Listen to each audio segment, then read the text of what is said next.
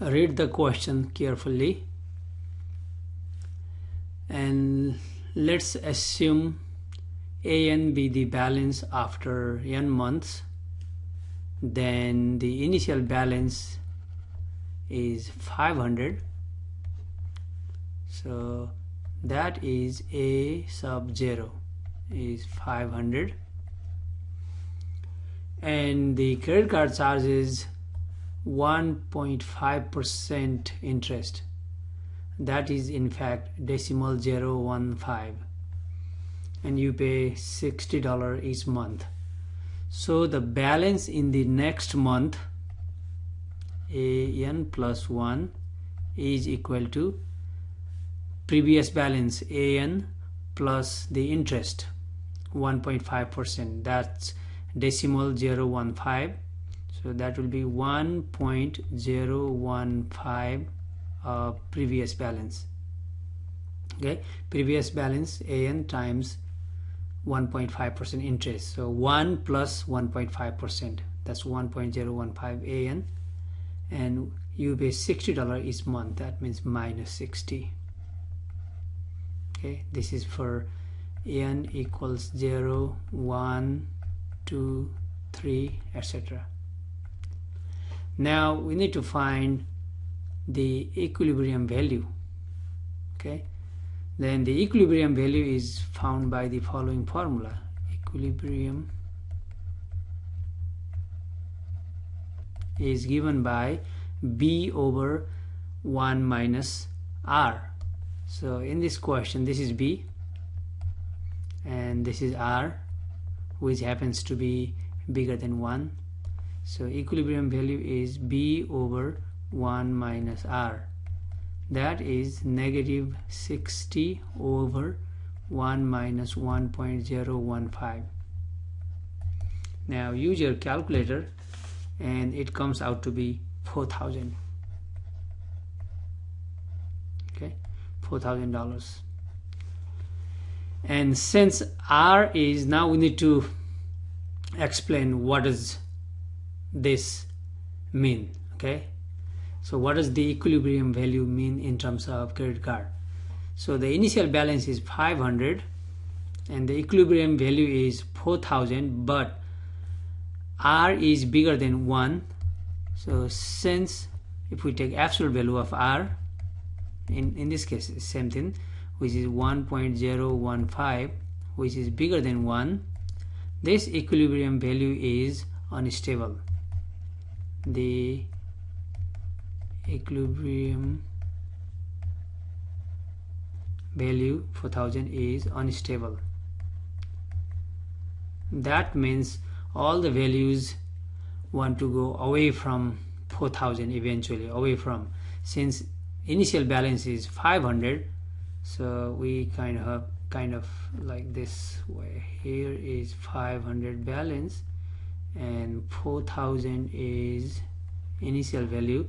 So eventually, that's the equilibrium value. Everything stays away, go away from this line.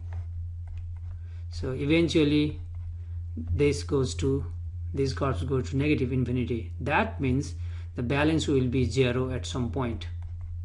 That means the credit card can be paid off. Okay, if this initial balance is bigger than 4,000, then they would go up. That means we can never pay the credit card off. So in this case we can pay off. It's unstable, and our initial balance A0 is, that's 500, is less than 4,000 equilibrium value. Okay, the credit card can be eventually paid off, Okay, now we need to find when will the account be paid off. So we need to find the number of months and how much is the last payment.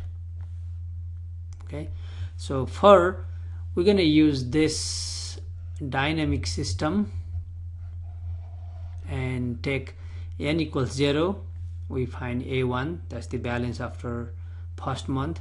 Take n equals 1, plug in here, we get A2, that will be the balance after second month. And let me do that using a calculator, and we'll get the following. So n equals 0 and corresponding ANs. So when n is 0, not 0 here, let me write n values here. When n equals 0, that's A0, that's the initial balance 500.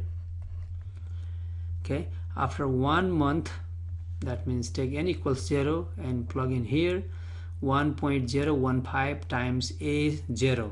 A0 is 500 minus 60, and use your calculator, you get 447.5. Take n equals 1 here, take n equals 1, then this should be A1, which we just found here, and that gives us A2. So A2 equals, use your calculator, that becomes 394.21. Similarly, n equals 3, you get 340.13.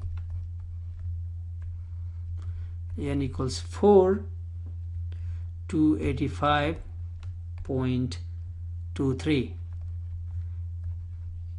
5, then we get 229.51.